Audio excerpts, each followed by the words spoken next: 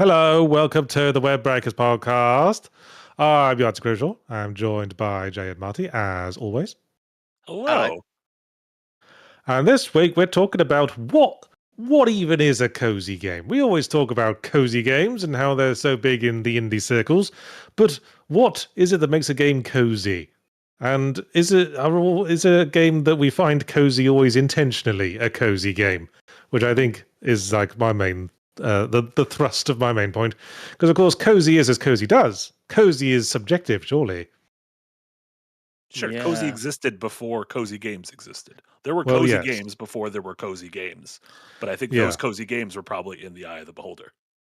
Quite. I mean, I find it quite cozy to play the original Quake, which is not very cozy in theme, but Sure. it helps me bring back the nostalgic memories of my past. So do you think cozy and comfort food are the same thing? Like a comfort food game and a cozy game? Well, I'd say so. But of course, when we're talking about cozy games here, we're talking about a slightly more objective definition. The games that really sell themselves as cozy games. Stuff like designed for it. Yeah. Spiritfarer would be a good example, which does have some slightly harrowing themes. But on the face of it, you're like just running a nice ocean-going hotel for some mates. Yeah, for sending them off into the And there's afterlife. before you murder them. Yes. What do Yeah. you what's the earliest cozy game you guys can remember? Harvest Moon. Okay, yeah, that's why I was like, it feels like it kind of starts with Harvest Moon on the Super Nintendo, which was like, Yes. what if we just made a game that was just farming? It's kind of like an RPG, but it's just farming. I swear I knew the Japanese name at one point. I know it translates to ranch story, whatever the Japanese word is. Japanese games love being a blank story, which I appreciate. I know the Japanese word for story. It's monogatari, and I only remember that because of Cave Story being Dukutsu Monogatari. I didn't know that. I know Monogatari. I didn't realize that it directly translates to story. Well, we're laughing and learning, but I'm sure other people will have pre-existing cozy examples. I feel like because after Harvest Moon, then in the following generation or two, we got stuff like the Animal Crossing franchise. We got The Sims. We got also featured on the art, the dude on the right with the little bug catching net is from Boku no Natsuyasume, which is sort of like that was for a while a Japanese only, but an incredibly cozy game where you're just a kid on summer vacation in rural Japan. I didn't have the around. first fucking clue what that was. Boku back. Hey, you just catch bugs, just hang out. You can hear the cicadas. It's delightful. Man, that is the most Japanese house in the universe. Yeah, right. Is there a distinction between a cozy game and a second screen game for you, Yacht? I guess no. I play a lot of like games second screen, especially if it's like I find it a boring grind. Like I've been playing. I would play second screen. I've been playing The Alters second screen. I played the game I was playing last week was Blades of Fire for review, and I second screened a lot of that as well. Because a lot of it. You ever fuck around in third screen? No, that's way above my pay grade. That's where you get into funny old Ozymandias interpreting the news territory. No, second screen games where I don't really feel like I'm thinking. And relatedly, I've often said that there's two kinds of games. There's games that make you feel and games that make you numb. And games that make you numb are the quintessential second screen games. They're just games where you do things with your hands while your brain is somewhere else. Mm-hmm. Coziness isn't necessarily that. Coziness is about creating a vibe of friendliness and warmth and something you can take comfort in. Yeah, it's like, I agree with that. I mean, do we want to say like you can't have violence in a cozy game? I mean, Stardew Valley's got like, the mine hunting and stuff. I was talking to Jess about this before we got onto the podcast, and she said that she likes a creepy cozy game, right? Creepy cozy. Creepy cozy. Yeah. And I'm saying, can a game be cozy and creepy, right? Has Cult of the Lamb has coziness and Dredge have coziness, and they're both a little creepy. Wonder Stop. That's cozy creepy. Wonder Stop is cozy creepy. Yeah. Okay. So we think you can have that, right? Because one of my questions as well is a lot of the times with cozy games, Okay, so like unpacking, for example, I would consider a cozy game where Yes. there isn't necessarily a direct failure state. Like your house isn't going to blow up if you don't put the pencil in the right area. No. And for me, like what makes a cozy game is having that, not having that crazy sense of urgency. Like I have the pace and I can take my time to do a thing, regardless of what it is. But usually it's in a nice kind of like simulated, true to life format. That's a good point, because I've played a lot of cozy games that sort of present themselves as cozy games, but do have that sort of pressure, time pressure. Stardew Valley would be a good example. You've got only the current day to get all your chores done. Yeah. You need everything watered. You're gonna be all right. You don't know. It's not like Wonder Stop where you can just do whatever you want at any time and just sort of vibe, man. Yeah, there's no ticking clock. Yeah, I mean, you and I, Marty, we've just been playing Fantasy Life, which is. Would you say that's a cozy game? It's covering so many different bases. Yeah, there's parts of it that seem cozy. It does seem like you need to like activate, like if you're fighting a boss that's several levels above you, you kind of need to pay a certain amount of attention to it. That doesn't feel necessarily cozy. It's definitely a good second screen game. I've been playing it primarily as a second screen game. I mean, it is cozy in like sort of theme wise. It's very cozy fantasy, save the world from the dark dragon.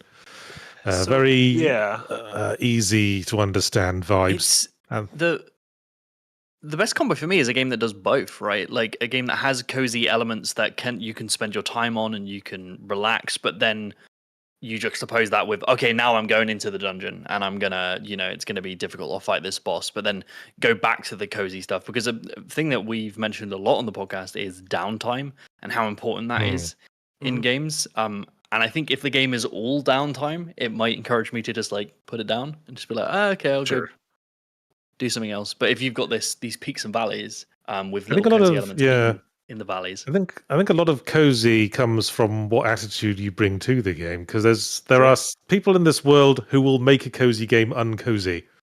There are people who will take a cozy game and decide they want to speedrun it or get 100% completion. Sweat all over it. It becomes sweaty and cozy. Nuts. Go, no, how do I optimize my luck potential for dropping this specific item? Because it's the last one I need to complete the collection to 100% the game. Yeah, that's a really interesting thought, because I think a lot of the things that developers put in games to kind of as like cheap incentives to continue playing, for example, timers are one to keep you moving, so then you move on to the next day and there's this idea of sunken cost. But also high scores and grading is a really cheap way of giving people incentives to keep doing the thing that they're doing because they want to get the higher number. I hate grading. I feel judged, especially playing Sonic the Hedgehog games.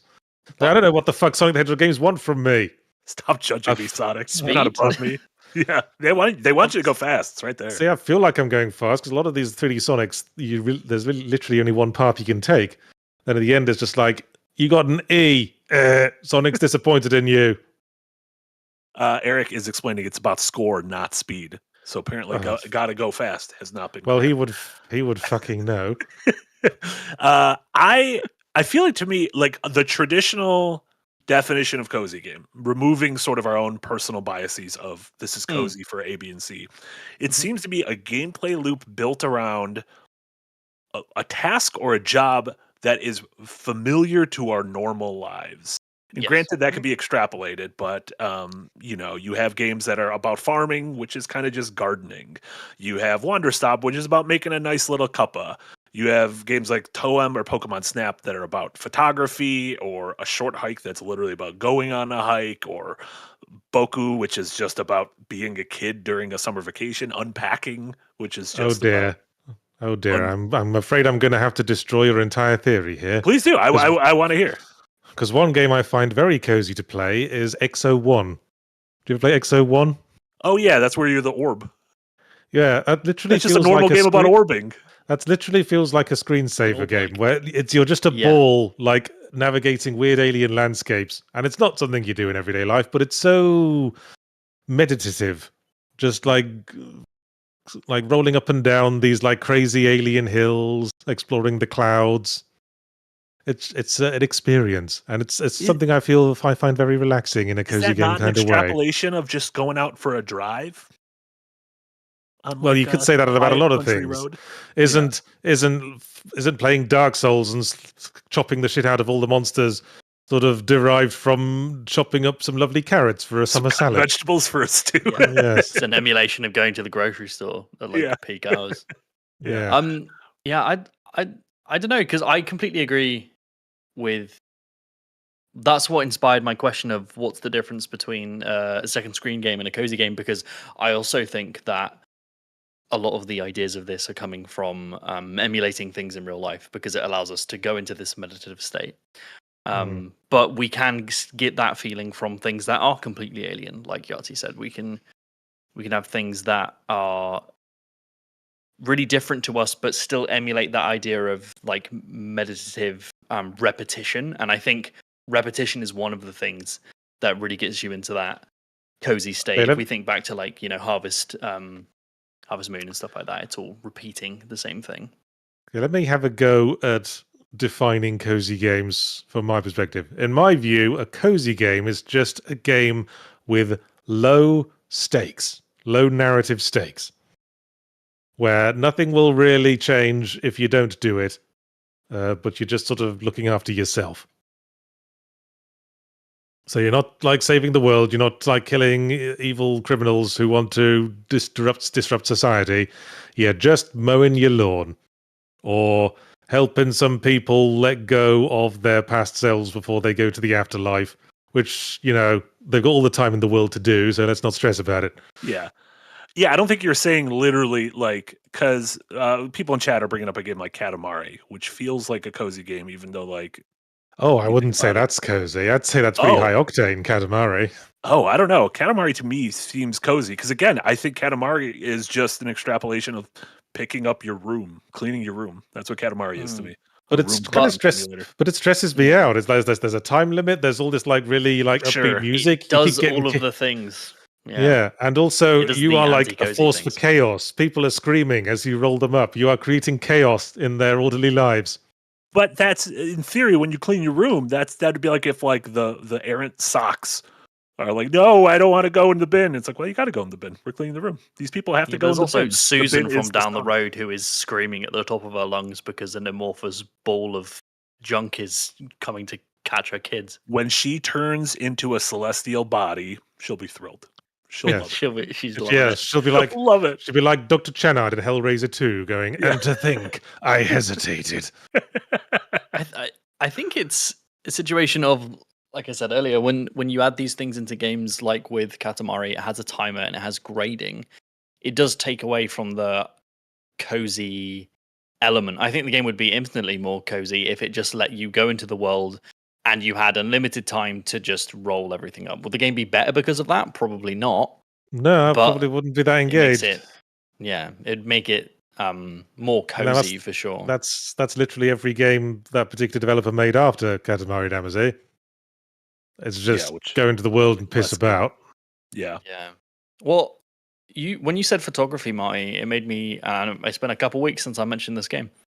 It reminded me of the downtime of Beyond Good and Evil. I consider Beyond Good and Evil a cozy game, mainly because of nostalgia. It's something I played when I was younger. Mm-hmm. It really takes me back to that kind of era. But when I think about the peaks and valleys, there are, boss fights and races and time limits in that game. But then between those, there's aspects of photography. There's aspects of, riding your hovercraft around with like the really nice music, and it feels very meditative. And because of those peaks and valleys, I think that's what makes it feel that way for me. I think that's the best way of doing it, is having a bit of both. But maybe you do just want to, clean your room and move into a new house. There's nothing wrong with that. No, I definitely think that there's a part of it is that nostalgic sort of warm bowl of chicken soup that certain games give us. Like, I think Ocarina of Time and Majora's Mask feel like that to me, even though those are games literally with massive stakes. And Majora's Mask has a literal Majora's Mask, yeah. but maybe it's because when I played them, but like the opening title crawl or the start screen of Ocarina of Time is like when I think of cozy games, I think of that. I think of that song playing and those shots of Link riding Epona across Hyrule Field, or Same for even Beyond stuff Good like and Evil for me early in the title screen. Pokemon games. Well, now we're back yeah. to Very cozy to me. cozy as the subjective nostalgia thing. Here's a question. Yeah, I think some of it is. Here's a question. Do you think a requirement of the cozy formula is that you have to be doing something constructive? Ooh, can you have destructive coziness? Hmm. That's an interesting question. Because if cozy is like low stakes, then it's not usually about violence. Or if it is, it's about violence that ultimately helps the community, like in Stardew Valley, where you kill all the monsters. Yeah. Yeah, not when you're like a force for destruction, because I'm thinking of games that like I cannot remember the names, but from the Red Faction Guerrilla team where you're like finding the most efficient way to destroy a building or constructions and stuff like that. Again, it just comes to stakes, right? You're a force of destruction, and then if you're trying to destroy things and kill things, there's a measure of being like graded and or having stakes, right? You have to do this thing. I don't think I've seen a game where you're like, just go destroy. I guess maybe destroy all humans in a way. Just run around and just kill everything and have fun. It's not worried about difficulty. It's just like go nuts. I guess any kind of destruction or violence brings with it a certain amount of attached baggage. Like who are we inflicting this damage on, and do they deserve it? And do we have the right to inflict that sort of etc. And really, it's much more cozy to not have to think about that sort of thing. Sure. Yeah, just grow yourself an apple tree and eat an apple in the sun. Yeah, I'm trying. So Minecraft has like a combination of construction and destruction, right? Well, quite. I mean, Minecraft's just what you take out of it, I suppose. Yeah. But you get out what you put in.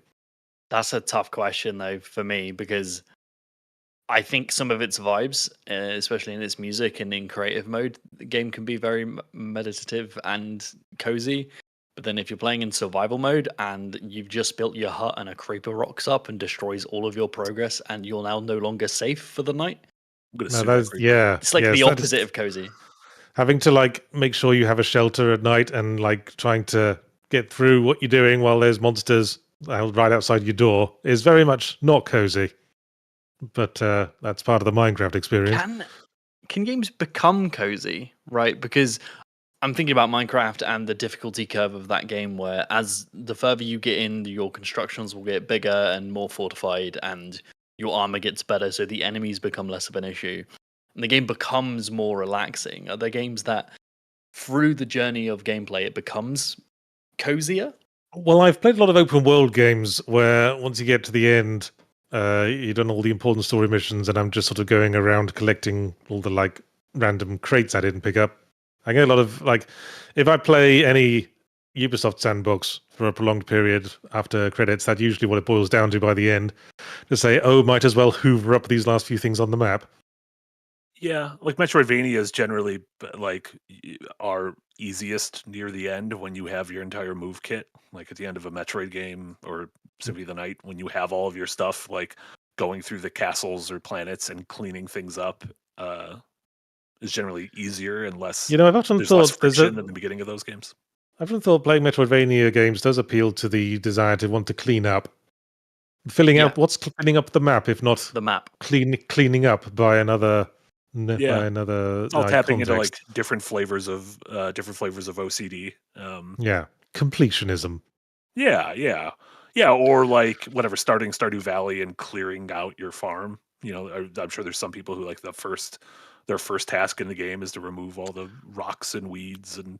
It's funny. I enjoy Power Wash Simulator, as you know, which is a very cozy game. That's just clean the things. But I've also been playing Spray Paint Simulator, and let's try to unpack this, because I was playing it yesterday and I just finished a level where you like spray paint an art gallery, and it's just walls and doors and ceiling. And then or at the next level, and then they said, right, now we want you to spray paint an entire iron girder bridge. Jesus. You have to go through the entire bridge, spray paint like all the individual beams and stuff, tops and bottoms and undersides. And I just like started tokenly spray painting one beam, and then I was like, this is too much bridge. I don't want to do this. This feels That's like ridiculous. this feels like a Herculean task. Yeah. Suddenly I'm not feeling cozy. I'm feeling like I'm worrying about all these fiddly bits I'm going to miss as I try to spray paint this entire bridge. Yeah. Is it about eliminating anxiety? Because there being so much is like, oh, well, if I miss a certain bit and I have to go back and do it, well, like, how am I going to find it? Or the stakes and the timers and the grading is like, it's all tied to this niggling anxiety in your brain. Is making it cozy removing that aspect? Possibly. I mean, I would have said that the larger space you have to clean stroke spray paint, the better in that sort of game, because, that's just, you set about it, and every day you get a little bit more done, and in the end it's all done, and you feel satisfied by a job well done. Does coziness need to be somewhat compartmentalized, or like? I think so, yeah. There's got to be, like, more, like, you got to have, like, break points where the game can say, all right, you finished all of this whole room, you did a job well done. Yeah. Praise. And then before it gives you the next task. And it felt like there'd be, like, cleaning this whole bridge would be far too big a job. It would take far too long before my next celebration point. Yeah. That, I guess it also feeds into, like, non-cozy games that have cozy moments. Like, I would say certain open world games like Breath of the Wild or Red Dead 2 aren't cozy. But when you make a campfire out under the stars and you're kind of just sitting there, that feels cozy. That feels like a little bubble of cozy you've created. Well, there's games with cozy elements, certainly. Yeah. Which it seems like now almost every game has some kind of like the Jedi Survivor, whatever the last one was, has your little garden up on the roof. Yeah, what was the deal with that? I didn't. Yeah. See, the problem with that was, like, the game says, "Hey, collect seeds out in the world," and like for a brief moment, I decided I would indulge it. I thought, right, I'm going to go collect some seeds. So I went out into the world to collect some seeds, and then I got ambushed by a bunch of robots with guns, and I had to kill them all. And I started thinking, you know what? I could get this in all the rest of the game. And I would actually feel like it was for an actual purpose. Yeah.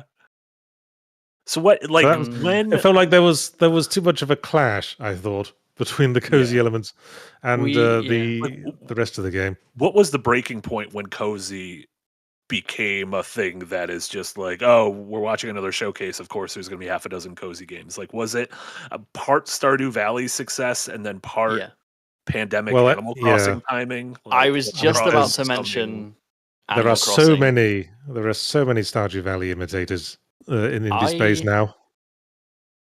I think Animal Crossing is a really interesting one because I firmly believe that Animal Crossing is not a cozy game. I think Animal Crossing a contrarian opinion, I fear. Yeah, I think Animal Crossing is. I think if Animal Crossing had microtransactions, I think people would consider it predatory. There was a mobile. It's always Animal shocking Crossing, to me wasn't they there? don't. There was, the mobile one, but it is crazy to me that there weren't. Like, it seems like New Horizons, they could have built people for millions of dollars. Oh no, 1,000%, and I respect that they didn't. But when you actually think about the loop and how, and I learned this from, and I developed this feeling from making an episode on the speech patterns of, like the uses of prosody, so to make the language of Animal Crossing feel real when it's effectively gibberish. And I wanted to get as far into, I hadn't played the game, New Horizons, and I wanted to get as far as I could. And I, just like with all my videos, I have about 2 weeks to take a crack at the game. And you can do fuck all in 2 weeks. So isn't Animal Crossing language just text to speech but speed it up? It's got a little bit, it's not text to speech, it's like they use gibberish and like the way they say things makes it sound like words, but it's not really words. I need to go back and watch my actual video on it, but on the progression side, I couldn't get far into the game because it locks everything behind days. You have to go in every day and do a thing. And the idea of like MMOs do this with dailies, and Genshin Impact does this idea of like coming back. And it's a way to lock you into the game and form this relationship with it. Yes, that was always the big thing when Facebook games were popular. But of course, the first Animal Crossing was on the GameCube and had no online connectivity, so it was really ahead of its time in that respect. Yeah. Making you come back to it every day, even though didn't have any particular reason to bilk you for money at that point. Yeah, and the debt, like you're paying off a huge debt, which is fun and hilarious in this way. It's become the joke of the series. Yeah. But everything is like that. And I think games that encourage you to come back every day to do a thing, and if you don't, you're like behind. Well, but surely making something a daily routine is the very essence of making something cozy. Oh my god. That's what cozy is. It's the comfort of routine and the everyday. I mean, that's why every day is called every day, because it's something that happens every day. That is why every day is called every day. But if I'm going on a holiday and having a nice time with the family, and then I'm like anxious because I'm like, oh fucking hell, Tom Nook, I can't give him his bells today, and I'm getting anxious that I'm not going back to my little house. I used to have that problem with the New York Times crossword. And then, because I used to stress out about making sure I got the New York Times crossword every day, so I didn't break my streak. My streak was up to 500, completing the crossword every day. But then one day I missed the streak. I think I was traveling, I was on vacation or something. And I realized my streak was gone, and I went, oh. And then I realized, oh wait, actually, turns out it doesn't matter. Everything's fine. And now while I still do the New York Times crossword most days, I could miss one and not give a shit. Yeah, you've gotten rid of that albatross around your neck. Yes, that particular, I've managed to free myself of that particular instinct. Yeah. Yeah. That's healthy. Because you just tell yourself, so what? Just build your combo up again. You had fun building it the first time. Yeah. I feel like cozy's become kind of... As I say, it's the attitude you take into it. Yeah. Sure. And I think that's part of the reason why we've seen so many of them, especially in the past 5 years, is it also seems like people are looking to these kinds of games or experiences as a form of therapy. That the world's been kind of incredibly fucked up since COVID. I mean, it's been incredibly fucked up for a very long time, but I think the rise of the cozy game was a form of video game as therapy, which again, people, shooters were therapeutic for people, platformers could be therapeutic for you, but well, it's always a form of self-care playing video games. Sure, yeah, whether to blow off steam or calm yourself down or anything. I think you could definitely you could see though, just because a game is cozy, it doesn't mean it's altruistic or good.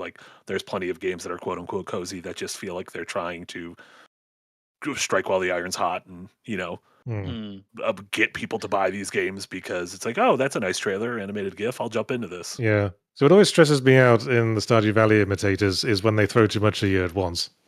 Yeah. Like Stardew Valley just starts with, hey, plant some onions and see how you go.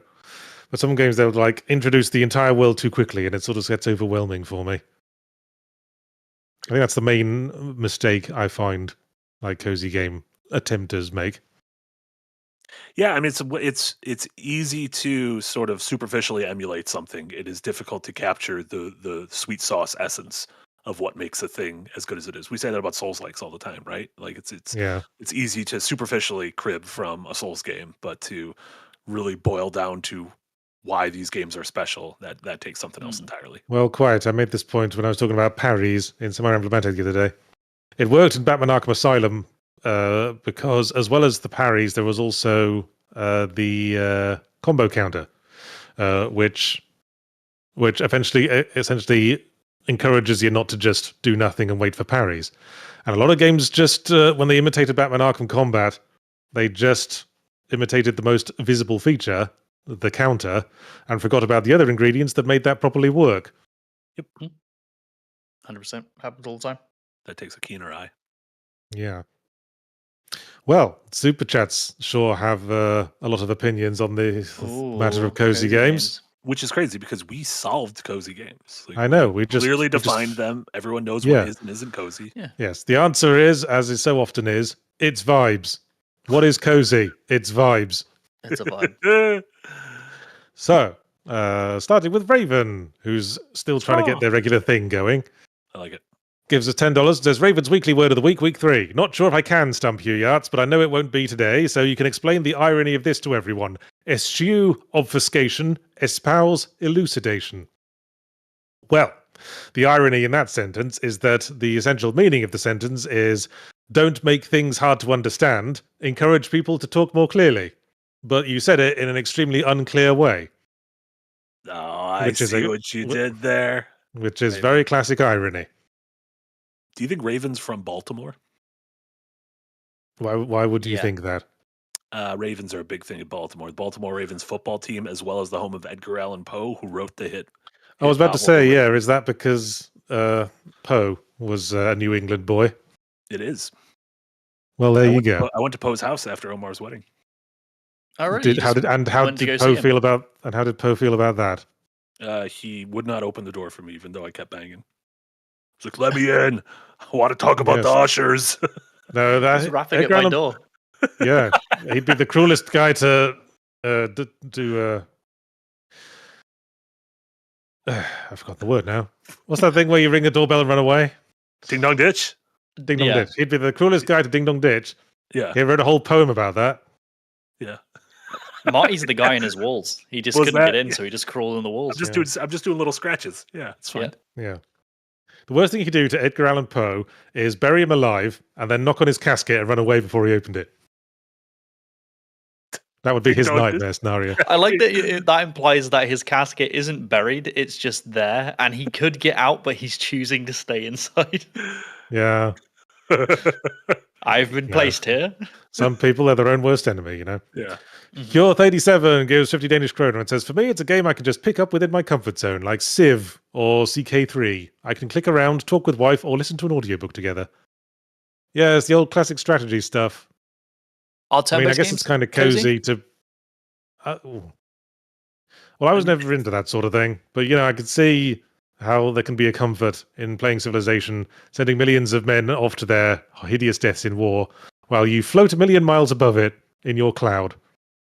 Yeah, I think it's almost similar to it's how you say Dark Souls 1 is like a comfort game, food game for you. I think it's you need to have put X amount of hours into something for it to become comfortable to you. Like if I just stepped into Civ or any of those games, that would not feel comfortable to me. Whereas I do think like a Dark Souls 1, when we were doing the Dark Souls 1 speed runs, like that's always a comfy game to get back to Firelink Shrine and futz around. Yeah, I tried to play Crusader Kings 3. I took one look at like the menus and I was like, I ain't got the first fucking clue. And stopped. Put 1,000 hours in there and you know them by heart, then it becomes. Yeah, I'm sure. I can imagine that becoming that. Dr. Theo $5 says, I like Rainbow Six Siege to relax, which I know to you guys is like saying I like to do meth to relax. If it means anything, I never touched ranked. Exact same situation I think Marty just expressed. Yes. Yeah. Drop someone into a new shooter and they probably don't feel that way, but drop someone into something they put that much time in. And that's probably why games that emulate real life situations are so cozy by default, because these situations are so familiar to us by default. Good point. Yeah, just wandering around a countryside. Like everyone kind of remembers doing that at some point.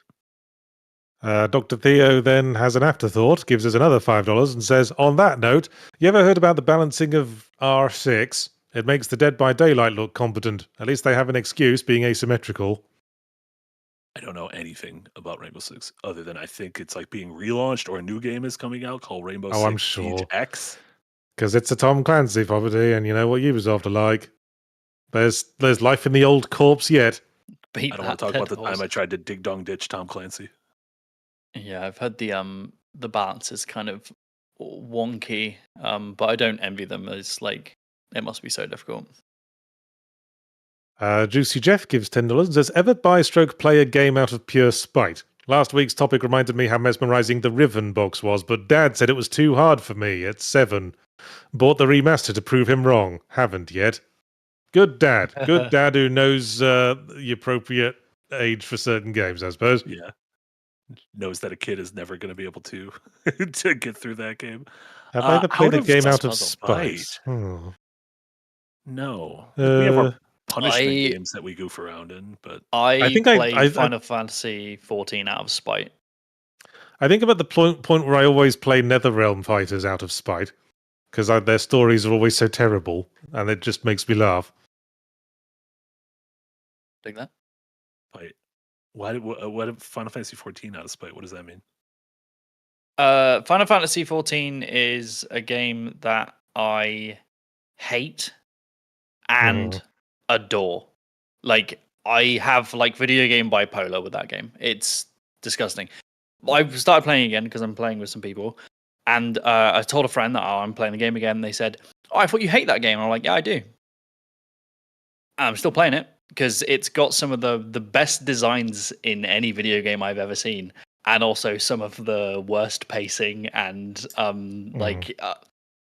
there's a video in this because it's like it's wild. But I do kind of play it out of like I'm going back. Oh god, fuck, what am I doing? Stop, but give me more. Well, that'll show it. Take my money. And then Juicy Jeff gives $2. Says shout out to upcoming cozy game Cast and Chill. Now, is that a fishing game? It I'm is assuming that's a fishing game. Yeah, I've seen the trailer for this one. It has like the nice Ooh. kind of sprite work art. And if I'm not mistaken, this might be the one that's like supposed to be like almost like there's some fishing game coming out that's gonna be like a desktop game, like almost like Rusty's Retirement. Right. Yeah. It's a game that can kind of just hang out for a while. It's fun how desktop stuff has come back. Remember when that was all the rage back in like Windows 95 era? Yeah, Rusty Retirement's bringing it back. He's a friend of the podcast, by the way. There you go. Real friend of the show as opposed to fake friends of the show.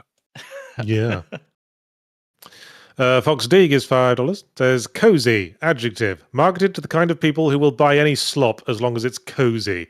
Entire YouTube ecosystems exist to identify the worst ones. Yeah, I think there's certain like amateur developers interpret cozy to mean easy, easily put together.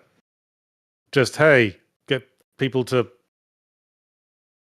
harvest grass from this block. Yeah. Bam, cozy game. To be fair, that's every genre. That's not. No, I suppose that's fair. Like, yes, there are horror games marketed that way. There are shooters marketed that way. There are always people trying to always people trying to like distill things down for the easy buck. But at the end of the day, a well-designed game takes a lot of work, lots of little details. Yeah, I don't think that cozy games didn't invent that kind of design, and they won't be the last genre that has that kind of design. I mean, if you want to live on Creative Easy Street, just make YouTube reaction videos, I suppose. Ooh, throwing shade. Oh my god, shade has been launched. I've noticed like there's been reactions to fully Ramblomatic videos being recommended to me. And I wondered if I watch this, what am I like? Does that begin a spiral? That does a downward spiral. Yeah. Yeah.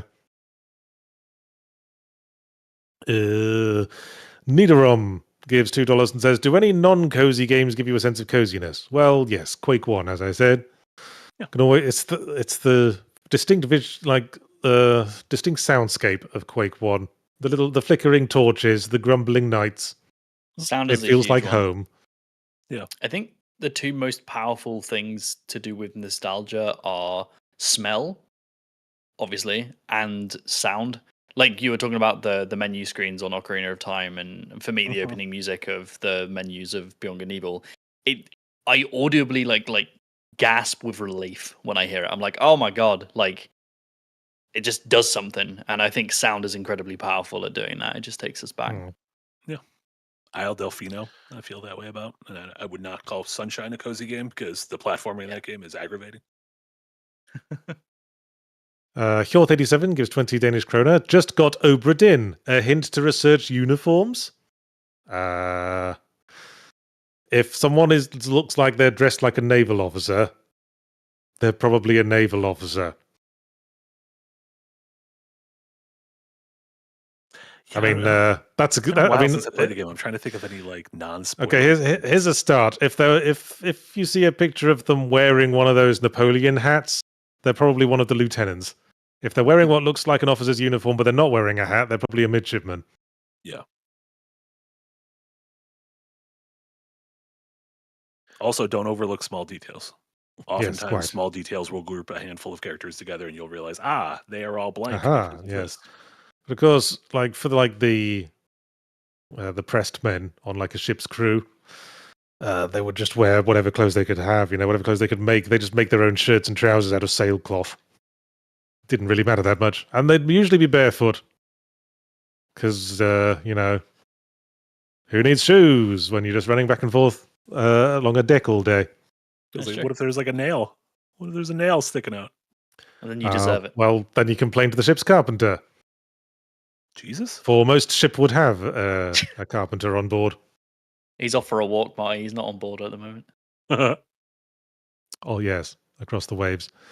Jonathan Griffin gives $5 and says, Yahtzee, have you heard about Cyber Knight's Flashpoint? Short description is Cyberpunk Heisty XCOM. Seems a good Yahtzee tries candidate. Is that the one that I saw on Steam this morning?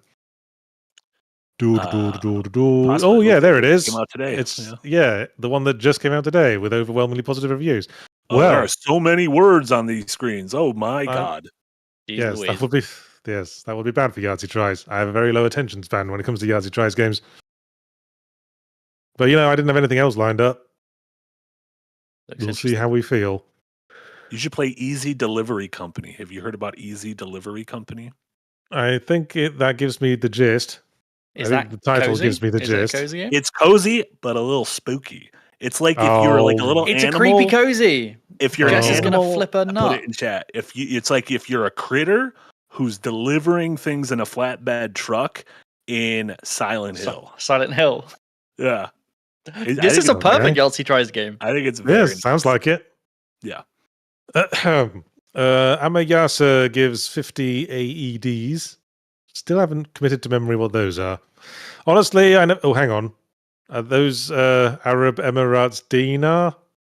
Just They guess. are. Damn. Amayasa says, honestly, I never liked cozy games. I like some cozy TV shows, but I just don't like the gaming variety. If I want to relax, I don't like to do anything but watch, which gaming is antithetical to that. And I guess you don't find full stops cozy either, Amayasa.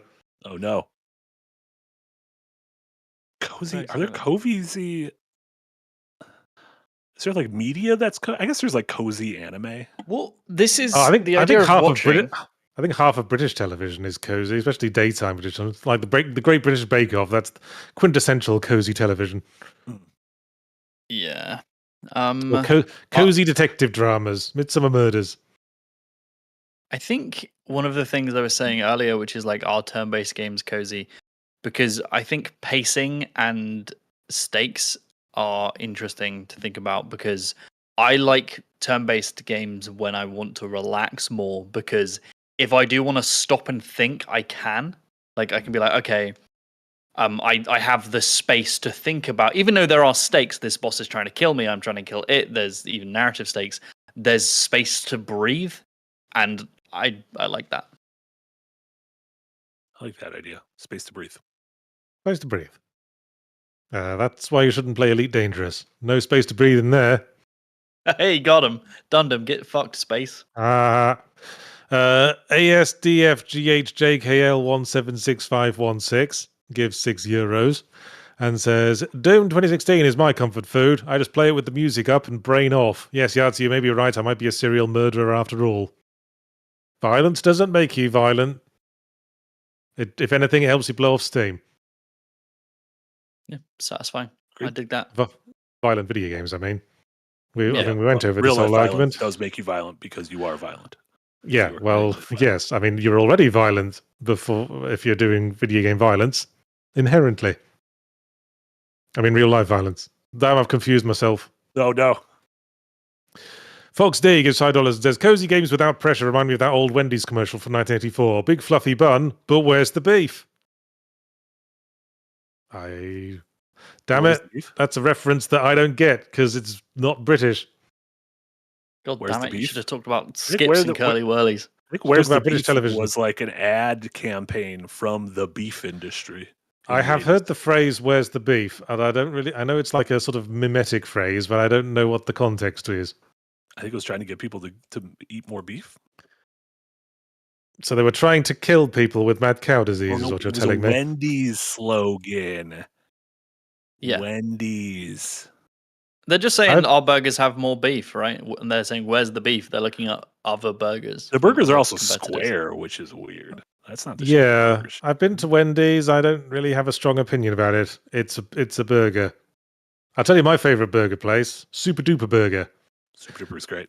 Love a There, Super there's a couple in San Francisco. There's one out where I am. Yeah. And I take every opportunity to go there. Are they in New England? I haven't seen one. I don't think so. I think they're a Bay Area thing. I've never seen them outside of California. Yeah, isn't there like a Bay Area burger place and then there's like a New Englandy, New Yorky one? Yeah, and like there's an ice cream that's called something different depending on what coast you're on. California, and then Shake Shack. Shake Shack, yeah. New York City. I've heard good things. Yes, I took the kids to Shake Shack not too long ago. Again, yeah, if you like shakes, great. There you go. I do. Burgers, not much to write home about. Yeah. It's a shame. Ambient 80 gives 4.99 and says, my first cozy games will be Diablo 2 and Unreal Tournament. Not traditional cozy games, but I played them to relax quite a bit. Oh, you're not like all the other girls, are you, Ambient 80? Those are not traditional whatsoever. One's got the devil right in the title, and the other one's with a death tournament. Yeah, in many ways, violent games where you're only killing demons is sort of cozy in spirit because, you know, there's no like ambiguity or the nuance of ethics there. They're demons. They're evil. They want to kill all the humans because they're inherently bad. That's fine. Kill as many as you like. I think it's mechanically cozy as well. Like we were talking earlier about difficulty curve in Diablo and ARPGs like that. You start off with being very weak and hordes of enemies being very difficult, and then you become an unstoppable AoE god that just walks through environments and things die. And then that's when it becomes cozy for me. Like you've built up to that power, and now you're just walking around like a plague. I sort of think it's so many of the sort of the more traditional cozy games we mentioned kind of have a similar art style with their vibe. Are there any like photorealistic cozy games? Is that Exo 1? I guess Exo 1, yeah, has that sheen. Yeah. The Sims? Yeah. I wouldn't say The Sims. I was thinking more of like a game where it's like a game that looks like a Horizon Zero Dawn. I guess AAA hasn't really done cozy yet. I want to say. Death Stranding? I don't know. Well, the question is honestly, Death Stranding might be the closest. How much of a niche market is it? Like, name the biggest cozy game you can. Stardew Valley. Animal Crossing. Shit. All right, that's fair. That did make a lot of money. I mean, but yeah, like Cult of the Lamb. Name another one. Kind of money. Name a second one, because that's an anomaly. That made more money than Spirit Fair. Spirit Power Fair. Wash Simulator. Power. Okay, let's do Power Wash. Because that covers the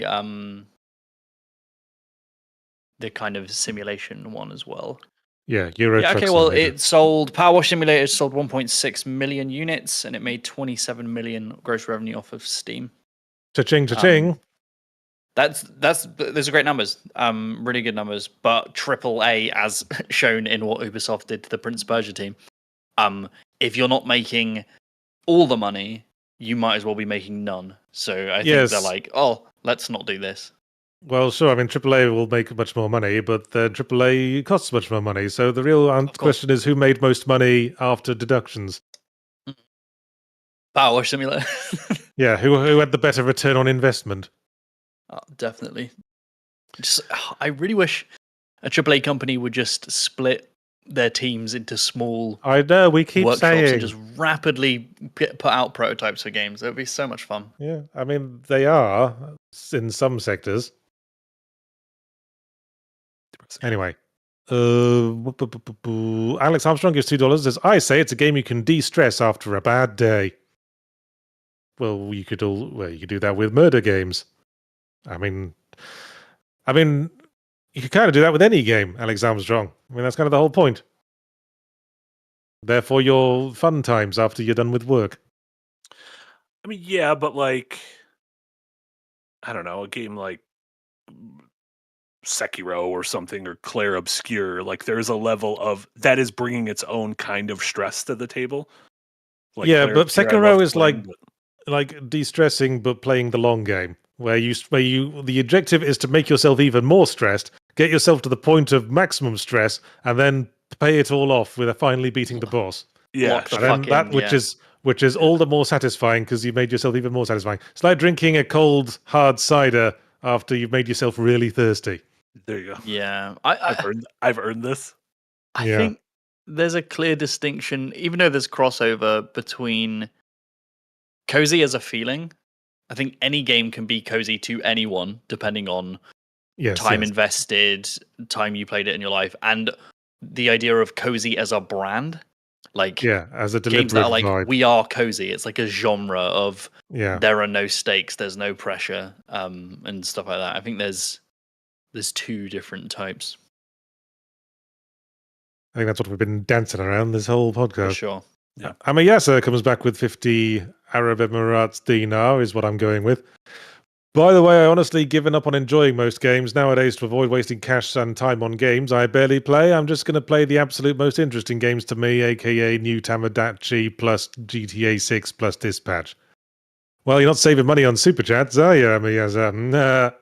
Nah. Wagga wagga. Hey, you'd rather spend it on supporting us. More power to you. No, Thank you no, for that's keeping fair this enough. channel alive. I mean, let's face it, we're probably going to be around longer than most of these studios. Oh, This that's is too true. That's depressing. And true. Yeah, there's always my thing is there is always going to be a dozen games you would love that you don't know about, which is why, you know, following people who recommend games and seeing all the weird Yes, little yes. indie shit that pops up and Curate. Yes, exactly. etc.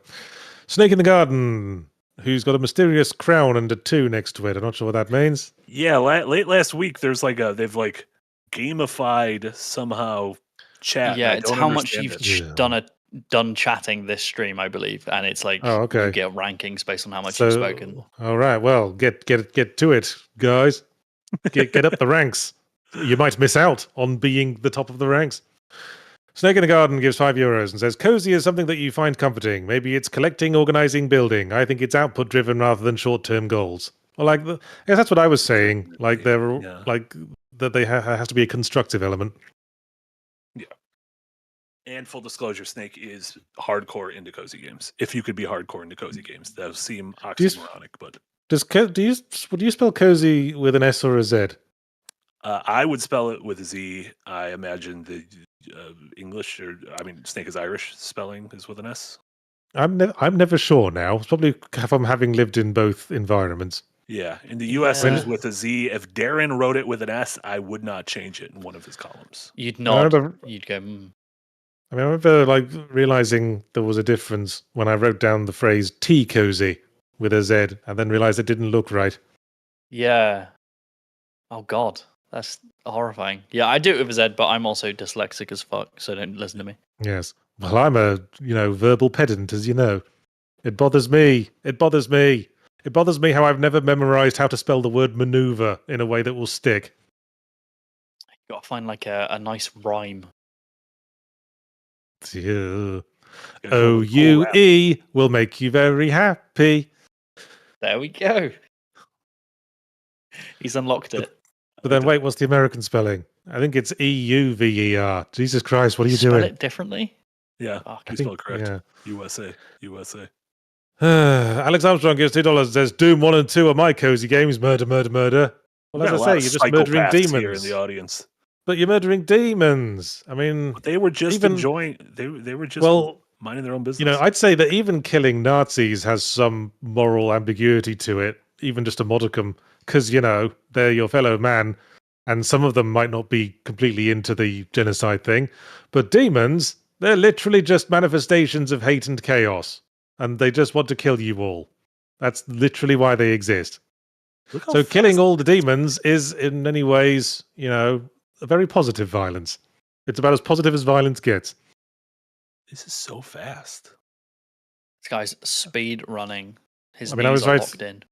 I was writing an essay for Somewhere Emblematic on the plot of Doom, and one of my points was that the Doom Slayer's characterization is basically the guy who cuts through the bullshit, And like the rest of humanity is all going around like going, ooh, maybe demon energy is something we can harness, or ooh, maybe we could side with the demons, and maybe there's mutual goals we could achieve. And the Doomslayer's job is just to march in and say, don't be such fucking twats.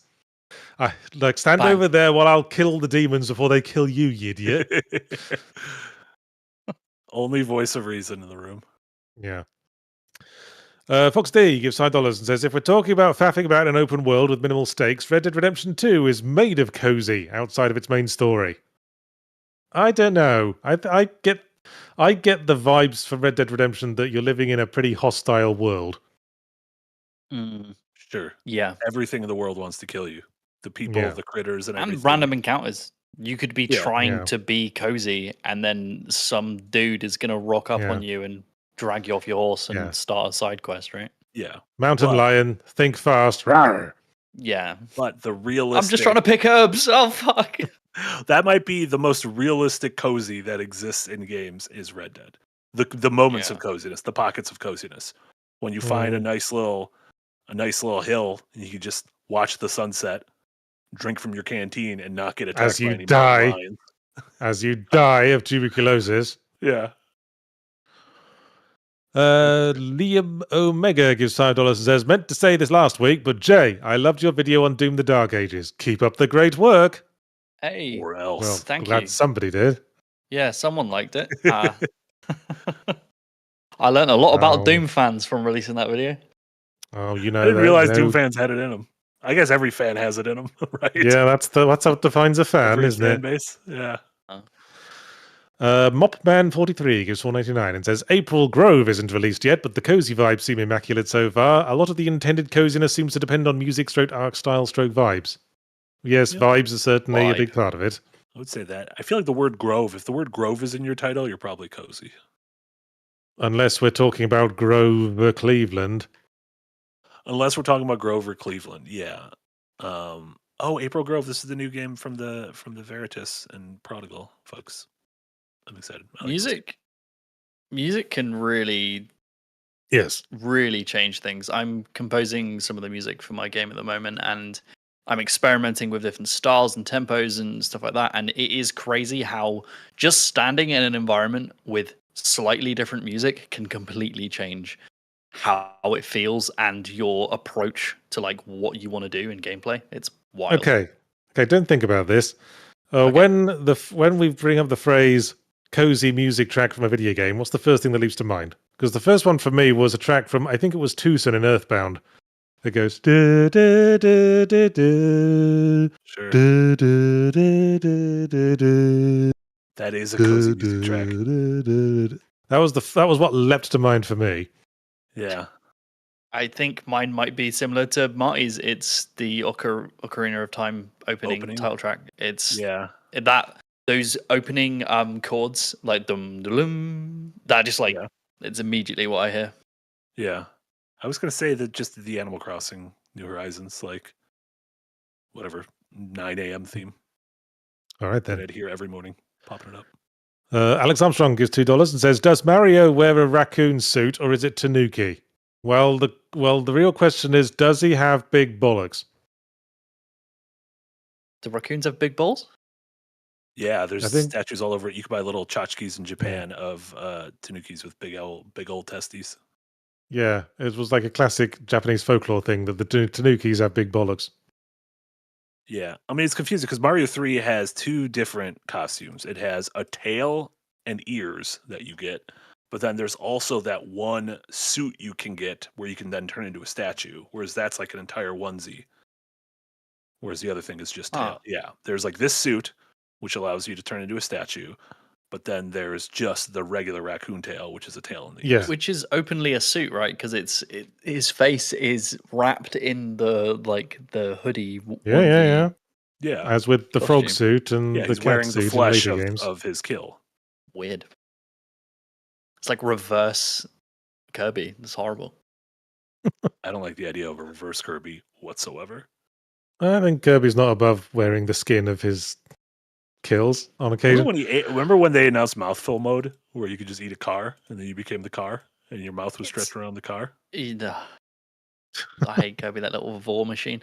I think it's more disturbing to like instead of sucking in, absorbing the life force of the thing, it's worse to like kill it and then get inside it and then pretend to be it. That's worse.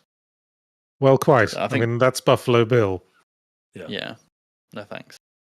Mario says it puts the lotion on its skin, or it gets There you go. it gets the coins again. Permafrosty79, member for 14 months in tip jar. Thank you very much, Permafrosty79. And then Coffee Koala gives £9.99, the best currency, and says, my cozy game is wow. I can sweat it out in Mythic plus keys if I want to challenge, or chill with the wife on the couch with wine, farming, transmog, stroke, old content. Flexibility in what your goals are. Smiley face. 100%. Well, I guess you're more. lost. You are lost to us, Coffee Koala. You ain't coming back.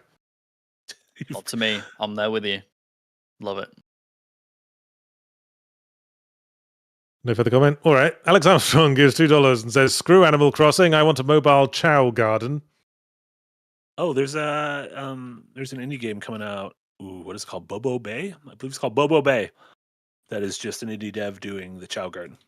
Because God knows. I never played That's the from Sonic Adventure right? games. Yeah, I never played them. What did you actually do in the chow garden? It's like little Tamagotchis almost. You'd like hatch these eggs and then you'd raise them and feed them and grow their stats and then put them in little like racing competitions and whatnot. I had a feeling it would get ethically questionable by the end. It does get ethically questionable. Yeah, then they fight each other and whatnot. Yeah. I mean, playing Sonic in general is ethically questionable. Ethically questionable. Okay. Yeah. I mean, that Dr. Eggman, he's just a private citizen minding his own business. Yeah, he is. I pissed on the moon. Yeah. Fox D gives $5 and says, FOMO games always run the risk that once you mow, you realize you have nothing to F. That's the daily loop addiction problem for devs. Well, quite. That's my favorite comment of the day. Once you've owed, you no longer F. Hey, yeah. Once you mow, you got nothing to F. I have no mo, but I must F. That's Yahtzee with the crossword. He's like, oh no. Yeah, exactly. Yeah. Oh no, I mowed, and now I've overcome my F. Now I can move on. Oh my god, that's the other that's the other mo. No, I am un-F'd. I'm de-F'd. I'm the man without F. Dr. Theo gives $5 and says, FNAF Pizzeria Simulator has elements of cozy with the restaurant manager part, but there's still dread as the office part is next. Yeah, it's not my bag. Just that place doesn't seem cozy just because people get murdered there so often. I just can't feel like that pizzeria would be cozy. No, well, you certainly wouldn't be able to feel secure. No, you turn around, you could go to take a piss, and all of a sudden, fucking you got Rat Trap or whatever his name is comes and puts you in his goddamn stomach. It's Jack Black's Claptrap. Yeah. You got to feel safe. You got to feel safe before you can feel cozy. Yeah, it's like number one on the needs chart. Even with the peaks and valleys that we were talking about before, the valleys are when you feel safe and have the downtime. That's what leads to cozy. I agree with you. Sussyguru 2000 gives €5. Says, to me, it's solitude, serenity, and repeating routine tasks, like Star Wars Outlaws. I don't think that was the I didn't expect that to be the example you were going to go to when you started with all of that. Sussyguru 2000. Yeah. But I guess it's, again, like a lot of our things, to each their own of these cozinesses. I just think it's wild someone in 2025 has mentioned Star Wars Outlaws. I think that's... Yes. That's is anyone still playing Star Wars Outlaws? The hottest new console under the sun. Well, that'll be the shot in the arm it needs. I think you also might have missed Alex Armstrong's. Shit. Armstrong gives $5 and says, I'm the opposite with Stardew. I feel like the game will surprise me with tasks or deadlines I'm not prepared for and have to restart to get all the stuff. Oh, you gotta mow that F. Or you gotta whatever it is. You gotta not worry about it. You gotta just press on through. Something that you have to consider, and I definitely had to keep in mind while playing Fantasy Life, is that sometimes it's okay to disappoint a quest giver. Oh, absolutely. So it says, hey, I need 5 rainbow fish. Just say, I'm not going to get you those. No. And they go, oh. I do it intentionally, And then don't care. And then you can just not care about that. Maybe they could catch their own fucking rainbow fish. Wow. Teach a man to rainbow fish. Tsunami Dusha gives $20 and says nothing, as his habit. Legend. And then Prime Paradiso goes £1.99. It says nothing's as cozy as karaoke with Kia U stroke itchy at 1 a.m. But then you have to press the rhythm game inputs. Stress. Ah, Difficult? I've never played a Yakuza. Are they difficult? No, they're just like Not- low rhythm. Oh my God. games. nah, not really. Yeah, well, You do it to watch the funny music videos. to watch your hard-boiled Yakuza members Yes. just get a Yeah, little toasty and belt it out at a karaoke room. yeah. And then it cuts to the bespoke music video they made, where Kazuma Kiryu dances around playing a little ukulele. Amazing.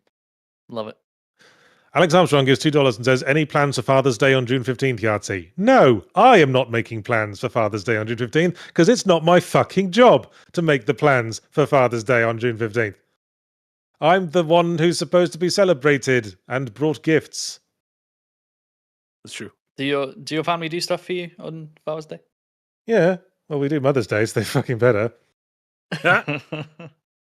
What do they do for you? Get you a little cake? Yeah, the kids will draw a card that looks pretty much like all the other cards they draw, but, you can't say that at the time. You got to say, "Oh, this is the best card ever. It's going straight to the fridge." Father's Day is on a Sunday, which means you can bake bread. Yeah. What they won't do is make me breakfast in bed because I get up at the crack of dawn and nobody else does. Bloody hell, he's too efficient. Yeah. Like one time I said to my wife, "Oh, it'd be nice if maybe someone could get up and make me breakfast, and so I could know what it's like to be given breakfast by someone instead of having to make breakfast for everyone else." And she just put some pastries in the oven and went back to bed. But they were lovely pastries. Amazing. I appreciated the pastries. There you go. In I just case like the she idea watches of this. you. I like the idea of you being like, "Oh, I'd like to get breakfast in bed," but you wake up at the crack of dawn and then just sit in bed waiting Yeah. for them to wake up. Anyway, I don't really eat breakfast anymore. I still do the intermittent fasting thing. Oh, I just have a black coffee in the mornings. I recently switched to pour over rather than espresso because I was sick of messing about with the machine. Yeah, that was over, a gift, but- right? Yeah, but I felt like it was wasted on me. I feel like I just want something that tastes like coffee in the morning. Yeah. So now I just pour over, literally just coffee filter, kettle, weird little cup thing over the cup. Oh, I need to get a kettle, man. Like, it weirded me out when I came to America for the first time. I know. It's weird how we take it for granted that every house will just have a kettle. But It's just standard. yeah. It's so weird. The first time I came to America, they offered me a tea because I'm British and that's just the way it is. And then they were like, "Okay." And then I heard the microwave start. I and know, I was like, yeah, what the fuck are you doing? They have to heat their water up in the microwave. It's like the fucking Renaissance around here. that classic Renaissance invention, the microwave. Yeah. Yeah, they were, but back then they were just made out of wood, Marty. Come on. Don't Can we be agree? facetious. Like, I know this is probably touchy for you guys. Like, tea sucks. No, I'm with you on tea, that. as a beverage, tea fucking get bent. That's a D tier beverage. I never liked tea. I went straight to being a coffee drinker. I like tea. But it has to be like a treat. Coffee has become like a ritual in the morning now. I don't feel like I need it, but like I want one. But tea is like, I'm gonna have a nice cup of tea. It has to be a thing that I actively want. Tea just doesn't taste of anything but hot water to me. Yeah, I'm sorry. I'll make you a tea. I reckon it will taste of something. Tea's a basic ass liquid. I'll mail it to you. I'll pour it into a fucking envelope and sling it to you. Don't get me wrong. If you want to make a document look like it's a lot older than it actually is, tea is certainly the go-to for that. Yeah, tea and coffee stains. Boom. Anyway. Witticism gives $5. They spent the weekend finishing up Death Stranding. I find the package delivery very relaxing and will put in my cozy list. What are your thoughts? Yeah, is that I know a convenient place you could go for my thoughts. Witticism, my fucking review of that game that I did. You were so young ago. and so naive, and also that's not over here. That's on the other place. Well, it's still me. I can't change that. Yes, I think Death Stranding 2, when you get into kind of the vibes and remove yourself from the story, it is an incredibly cozy game. There you go. Especially post-game stuff. Yeah, What a and just game. give I'm up so trying excited to about Death Stranding 2. after you give up trying to understand what the fuck's going on in the plot. Yeah. Doesn't Death Stranding 2 come out this month? Yeah, it comes out in it's like it's 3 coming weeks. up Yeah. on the I beach. really should play any of Kojima's games. You probably should, yes. They're really good. Yeah. There'll be a video series in it eventually, I'm sure. There you go. Las Demosas gives 50 Filipino pesos, I think, and says, how would you design a Warhammer 40k cozy game? I wouldn't.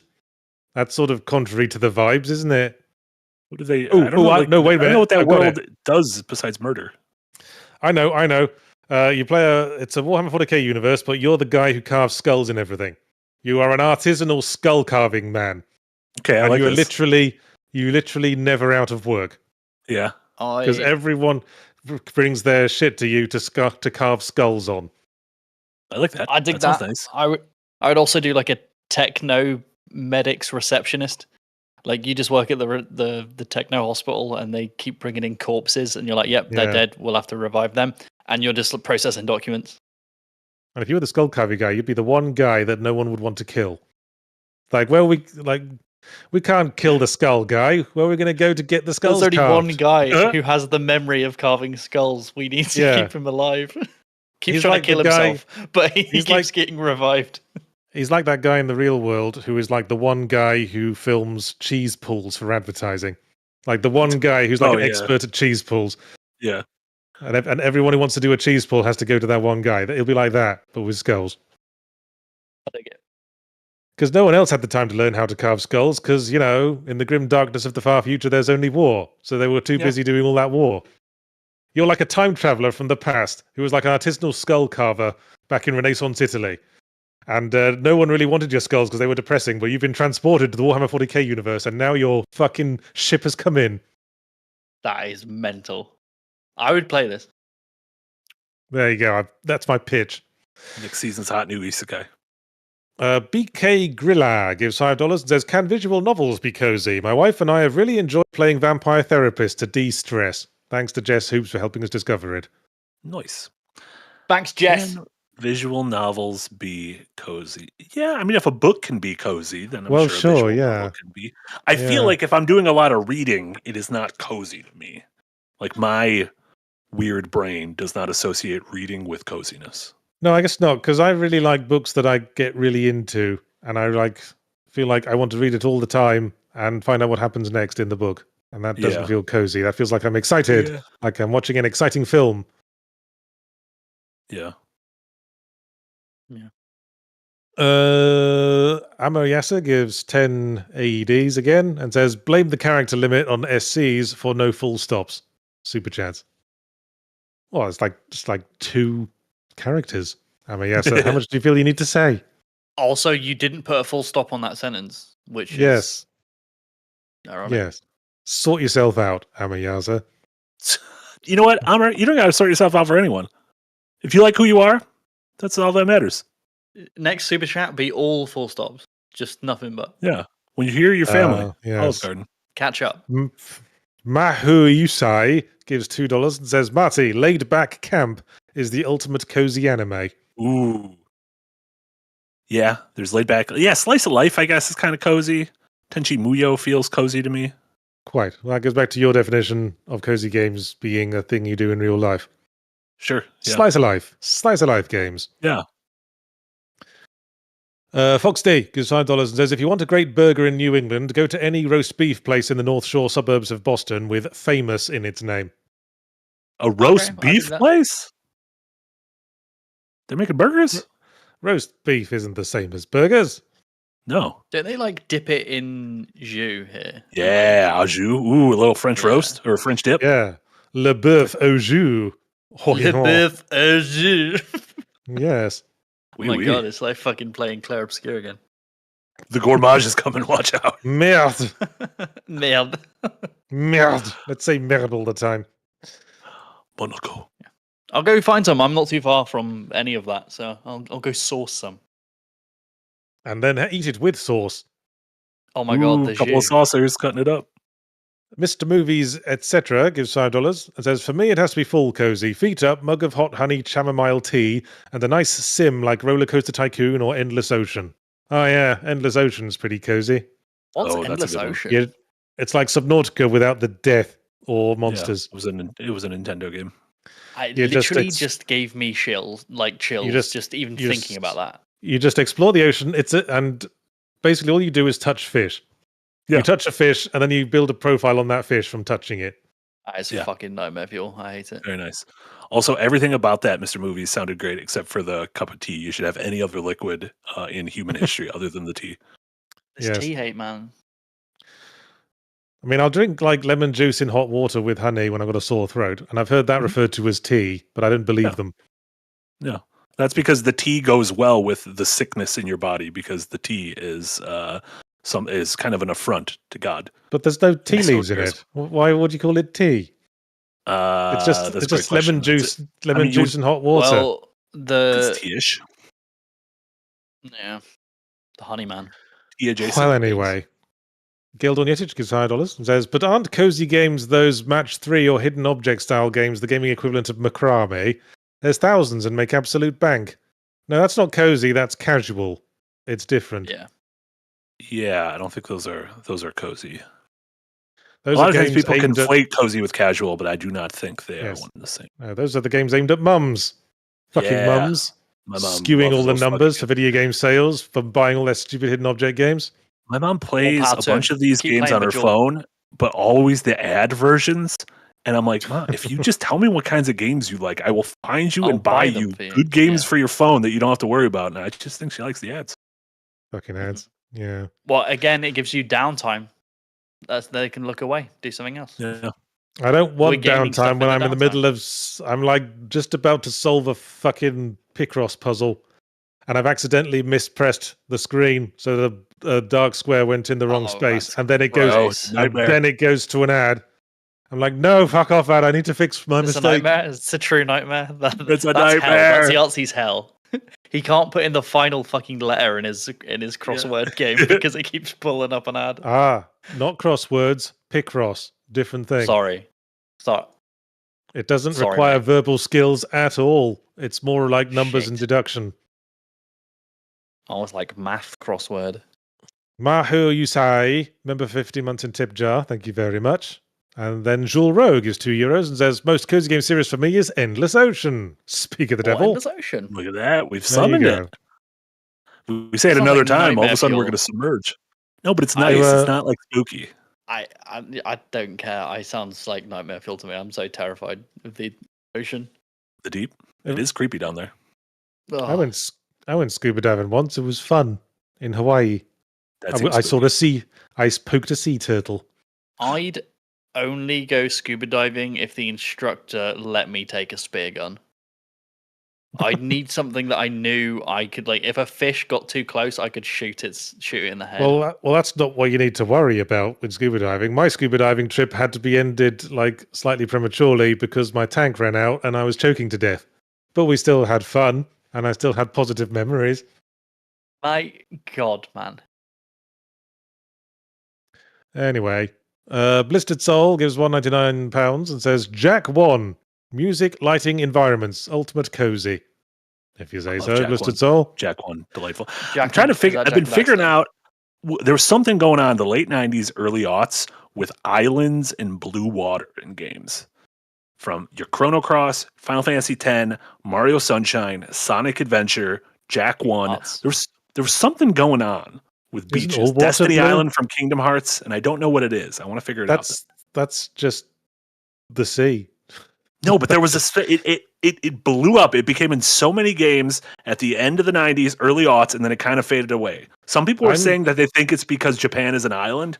I don't know. I think there's something more. I'm betting money right now that I could find examples of games with prominent beaches and nice blue oceans from every era of video gaming, Marty. I don't think they would be as like these were the biggest games of those years. I'm trying to figure it out. Well, I think that might have been more a correlation rather than causation situation. We love correlations here. I should be a one-off video, Marty. You should do an entire fucking essay on. I being- want to. I just don't know what it is. Go on, raise that question Figure to it the out. Do internet. the research, man. Come I on. gotta figure it out. Ooh, why do people like sunny tropical beaches as a setting? Help me figure this one out, internet. I can't And get what my head destroyed around it? Nothing destroyed it. There's still cozy beaches. Far Cry 3, plenty of cozy beaches. Nothing cozy in Far Cry 3. We talk about Voss is out here trying to fucking drug you. He's trying to drug your tea. This is why you can't drink tea. You go to Red Dead 2. There you go. Prominent sometimes. Cozy Guarma? game. You Is that spend where a you go? large time on a tropical still island. still a nice sunny tropical island. Yeah. Assassin's Creed Black Dead Flag. 2. A famous late 90s game. What was the most recent game with a sunny tropical island? Mario Sunshine in 2002. No. Oh. Mario Odyssey had a sunny tropical island level. It did. Count. I was just trying to capture Mario Sunshine's vibes. Well, fair enough. Vactor gives $5. It says Shadows of War, cozy as hell. No shortage of interesting orcs to murder, and you need not feel trouble because you're already dead. It can't be that's- cozy if everyone out in the world has a grudge against you. Yeah, that's not a cozy. That's not a cozy setting. If everyone in this game is like that fucking dude, I can't believe that dude killed me again. I was playing Night Rain with some friends on the weekend, and one of my friends died because they saw a big person and went up to them, and they immediately got slapped to death. And they were like, "Oh, I was trying to talk to them. I thought they were friendly." And I was like, "No one's fucking friendly here. What are you doing?" It's like you're just asking for trouble. I thought they were friendly.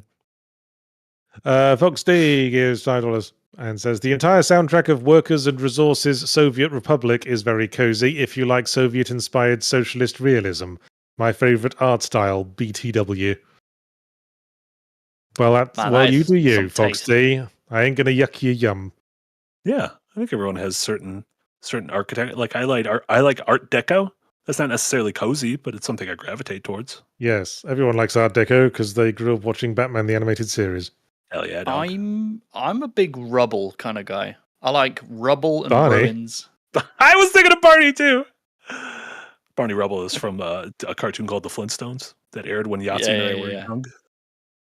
It aired when my granddad was young, I think. Sorry, what do you mean rubble? Like you like rubble like Fallout? I like destroyed buildings and ruins. That's my jam. That's your like favorite newly setting? destroyed or old? I think it's ruins are nice if it's long enough ago. But if you're like walking through a war zone, that's not war zone. Maybe not, but like you're walking, you're on a country walk, or you're like driving, and then you see like a distant crumbling like castle. Damn.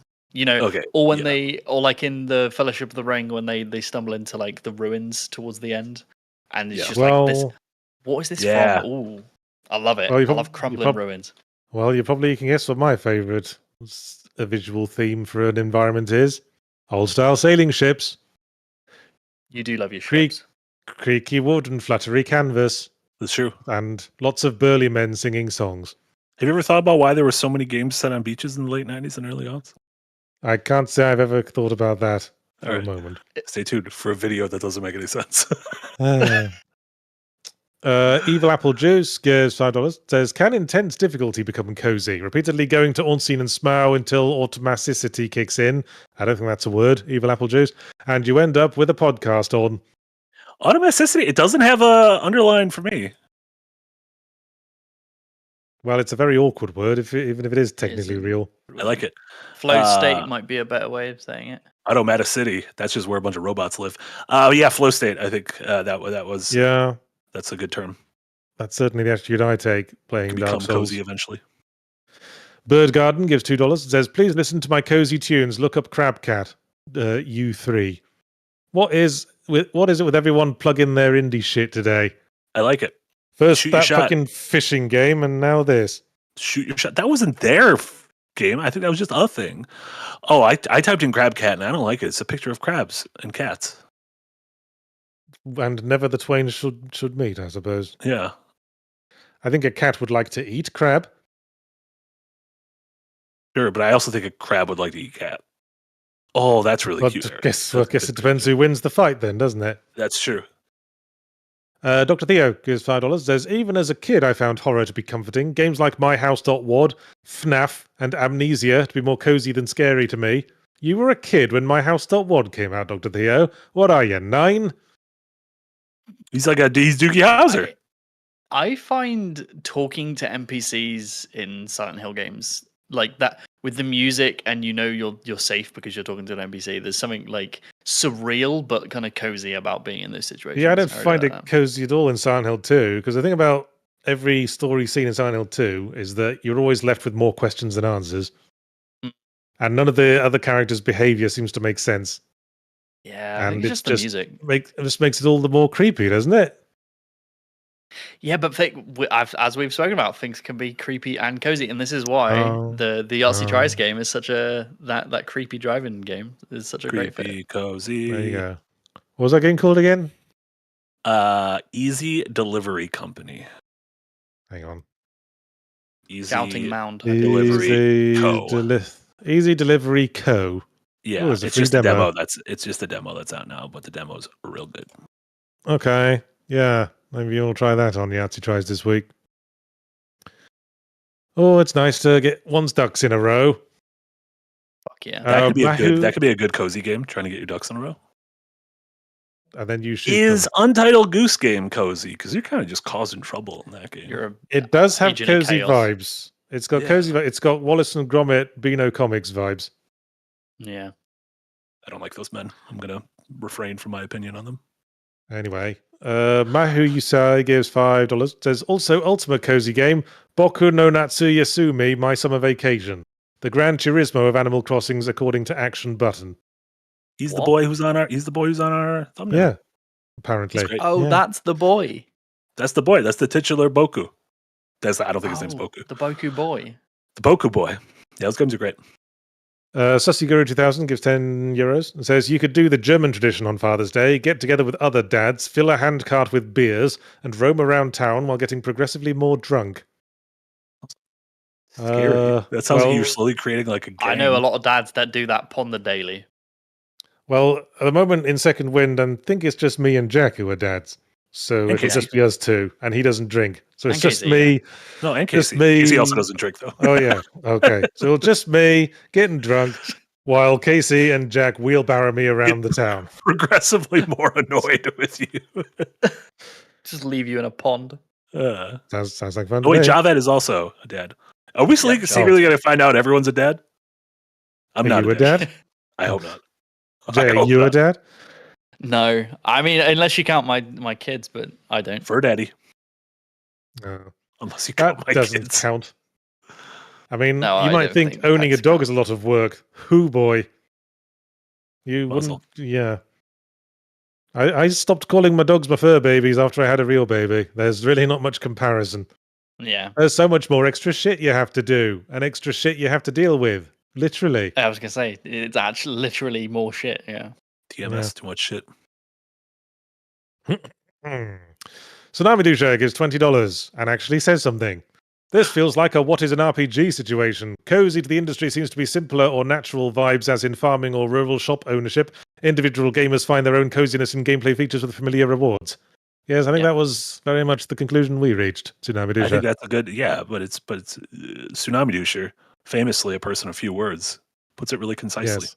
There you Well go. done. How Y'all got tsunami characteristically pithy. Yeah. And huge super chat, 2 full stops. You wormed them in. I'm proud of you. Nice. Karut Cowboy, member for 18 months in the value tier. Ho ambitious type. Tea is great. I have it every morning, but I will say a lot of people fuck it up when they make it and it just ends up tasting like dirt water. Agreed. That's literally what it is. It is dirt that came out of the ground being put in some water. I just think we should all be more ambitious than to look forward to like hot leaf juice. Just like aim higher. It's not even juice. Juice implies squeezing something out of it. It's just hot water in the vicinity of some hot leaves. Yeah, you're squeezing something. You're squeezing the fun out of Even drinking hot things. bean water is what coffee is. It's like Oh, don't tempt me with a good time. That sounds great. I grind my own beans. Dr. Robotnik, you had a whole I meeting fucking with bet me. you do. Get up at the crack of It's- dawn, grind your beans. One I at a know. time, like a little bean grinder. It's hardcore. It's manly. Little It's not like it's not picking little leaves, picking the tips of leaves and putting them in a little bottle with some hot water. Ooh. Yeah, like a little tincture. Yo, I've Yeah, got to I smash grind. these beans in a Yeah. pot of metal because I'm a man. I'm gonna Fuck. grind up this thing that sounds like a fucking motorcycle engine, and then pour boiling water on it till it's dead. This water is red hot, mate. Have this, you fucking beans. Yeah. And then I take the used filter and I throw it in the fucking bin. Yeah. Dispose of this, mate. Fuck off. I want to go to a coffee shop with like a Goofus and Gallant type who like one fucking hates coffee, the other fucking hates Super tea. buff, dude. Ooh. You're getting black coffee and you'll like it, you slag. Fox D, who's currently wearing the number 2 crown, gives $2 and then print a load of full stops. Full stop, gang. Raise up. It's a lot of full stops. And then Sovereign, who's number 3 in the stakes, this competition's hotting up, gives €5 and says, despite all the murder, most good 40k games tend to be slow-paced tactical and strategy games. The 40k RTS Dawn of War was one of my childhood cozy games. Well, bully for you. I don't think I've ever played a game in the 40k universe. I should play that one that came out recently. It's like Gears of War. I'd probably like that one. I think you'd like that. I think I've said it before and I'll say it again. I like the 40k universe. I hate the fans of that series. They're so demonic. Was ever thus. I like Monty Python and the Holy Grail, but I hate the people who really like Monty Python and the Holy Grail. Honestly, that's how I feel about everything. That's how as soon as I start talking to people who like the same thing as me, I'm like, you're a little too much. Oh, I shouldn't like this thing anymore. No. You're not a fan unless you ruin it for everyone else. That's the definition. Yeah, it's funny. I've been very pro coffee on this podcast. I fucking hate people who are obsessed with coffee. Like when that becomes their personality, too much. I'm like, I mean that's basically why I switched out the espresso machine for a pour over system. You didn't want to become one of those guys. Yeah. I feel like this is one of those guys sort of machine. This is a slippery slope. I can't appreciate the nuances. That's the thing, right? And it's the same with video games. As soon as you get into a situation where the fans are telling you you're playing something wrong, like, oh, if you use magic in Souls games, you're playing it wrong. You're not really playing Souls. Fuck off. Just like fuck all the way off. Yeah. No true Scotsman and whatnot. There you go. Hey, you figured out that phrase at last. Did I? Oh, I was not sure of it when I said it. Yeah. No. I mean, if you were saying no true Dark Souls player uses magic, it's not a true Dark Souls run if you use magic. That's a no true Scotsman argument. Yeah. See? I said it. I had complete confidence in that. You've done it. All right. Moving on. Empathetic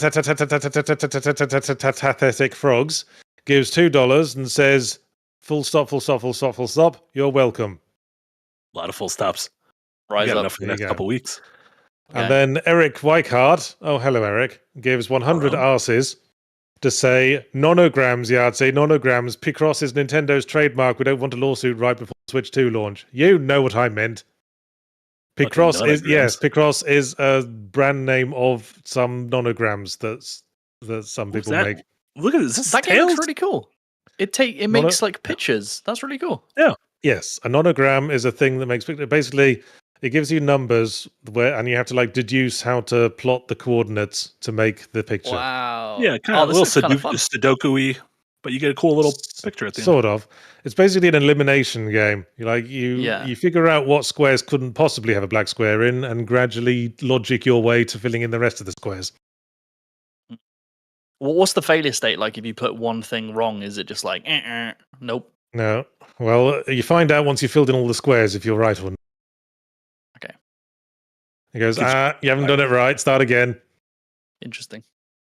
Dimitri gives $10 Canadian. Says the day segments of The Life of Eric Zahn were cozy enough to contrast the horrors IMO. That was one of my Dev Diary games, if you weren't sure. Yachts, with Starstruck done, are there any cozy ideas you've had in the back since its release? I am working on a thing, yes. Although I've really fallen off on working on it. But I'm hoping to have a meeting with Jay and Nick and Omar this afternoon where I can hopefully address that. Ooh, beautiful. Mysterious. Would you say there's anything cozy about it? If it's your sort of thing. But as we say, that's every game. Sure. If you play it as a child and then in 20 years play it again, I'm sure it'll be cozy. Exactly. Yeah, there you go. Ryan Betts gives $2 and says, I'm an hour behind. Has anyone brought up rental? No. I'm not even sure what that is. Me neither. Game? Or just renting things? Like going to a Blockbuster? That's the short, spooky adventure game? I don't know. Rental. It's a creepy Yeah, cozy. there's 2 games on Steam called Rental. I assume this is the one with like a scary little cat mascot. Maybe it almost has similar vibes as Easy Delivery Company, but it seems like you're not doing easy deliveries. Just getting easily scared, mate. Terrified. Yeah. Well, there you go. Snowbound Wandering is $5. There's Oblivion is one of my cozy games. Wander in the most remote part of the map, then sit on a bench in town and watch the NPCs walk by and be insane. It's like people watching, Yeah. but in Oblivion. Do people watch in games? I don't know. What sort of games would that be good for? Oblivion. The NPCs will just randomly do shit and just like say weird stuff.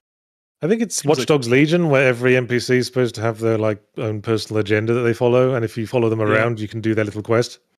I would say the same for Red Dead 2. Like you can watch NPCs do their mundane. There's a really famous clip of them making a train track and like hammering the nails in, and they will actively keep moving down the track and doing every Oh, single that's nail. cool. Like they're actually It's doing work. wild. Yeah. Hello, Toffee. Have you sensed we're getting to the end of the super chats? Damn. Dr. Theo gives $5 and says, I found out why I find horror cozy. I'm just very autistic for flashlights, night vision, and lanterns, and they have plenty of those. I like flashlights and lanterns. I'm not crazy about night vision. It's the warm orange glow and Yeah. the sense of moving into an environment that you are revealing with the with the lantern. Yes. There's a spot on Toffee's neck where if you scratch it, he kicks his leg. Aw. There, it wouldn't be when he's standing up on, though. He'd fall over.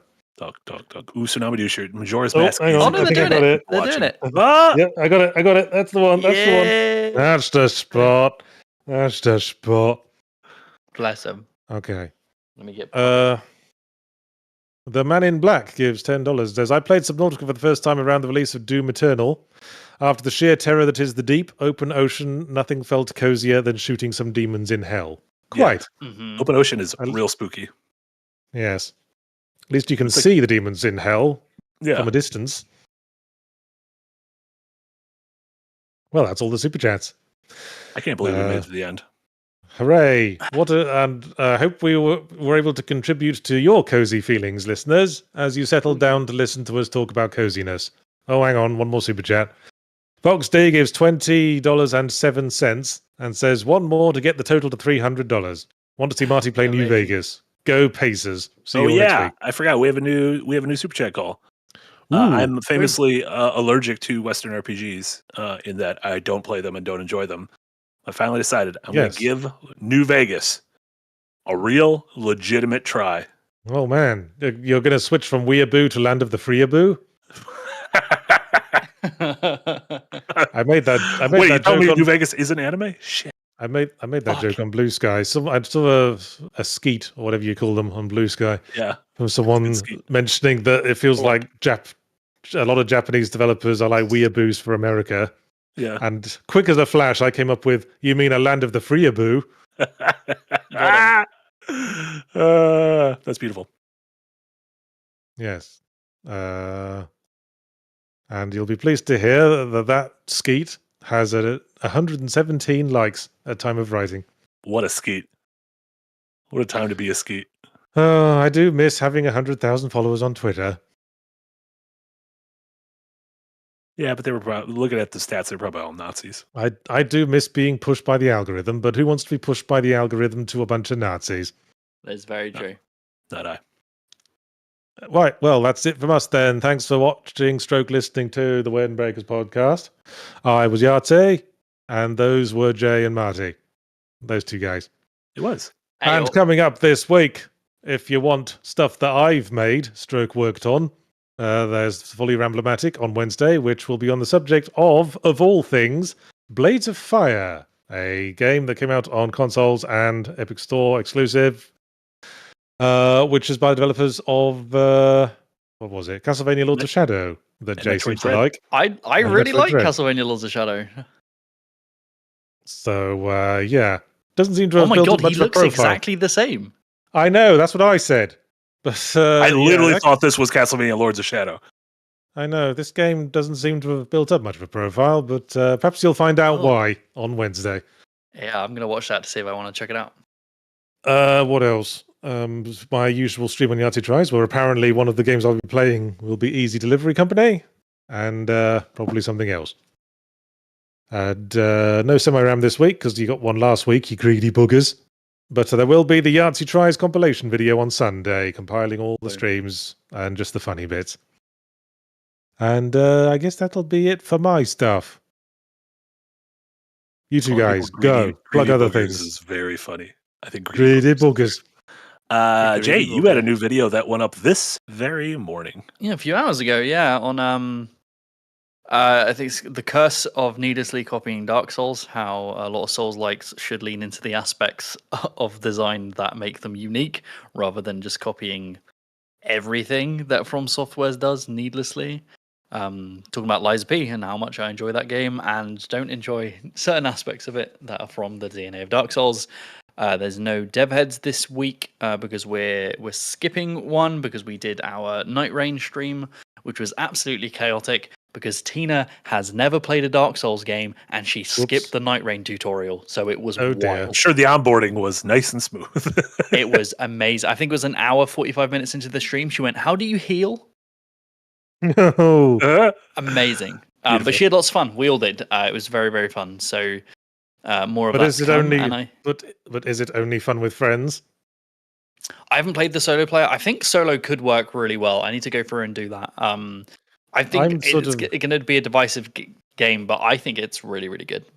I don't really feel like bothering with it. I've got other things to play, and the Switch 2 is coming out soon, so I might not get around to it.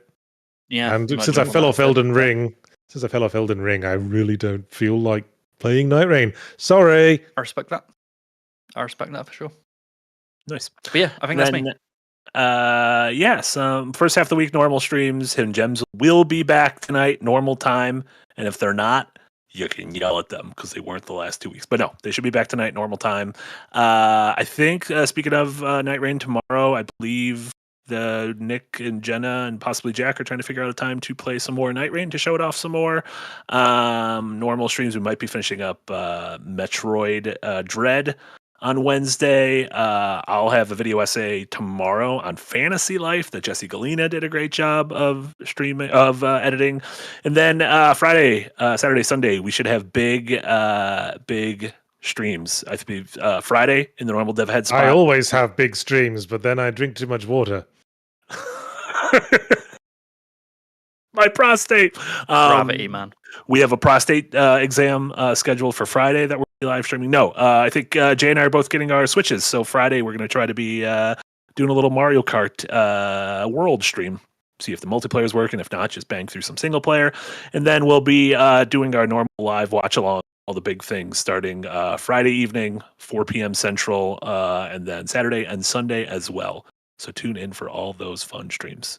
And I also think we got one last super chat that came in. Yep, from Inverse Skies, who gave $14.99 $8 and says, normally I don't get to watch these live as it's 4:30 a.m. in Oz, but due to the recent birth of my second child, I'm now currently awake at this hour, so have some money to celebrate. Hey, Congratulations. Congratulations. Commiserations for your sleep patterns for the foreseeable future. And the smell. Well, you might get lucky. Maybe they'll learn to sleep through the night within like the first week. It happens, just not very often. Yeah, there you go. Oh, wait, one more. Shit. 100 Norwegian kroner from Magnus Burkhoff?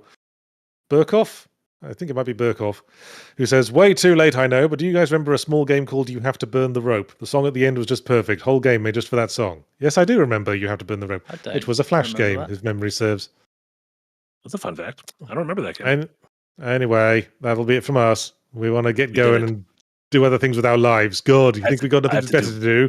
I have to do one of those big assholes. P's Yahtzee was talking about. I'm going to do such a big P. The big stream. Let's go. Right then. Lives of Big P.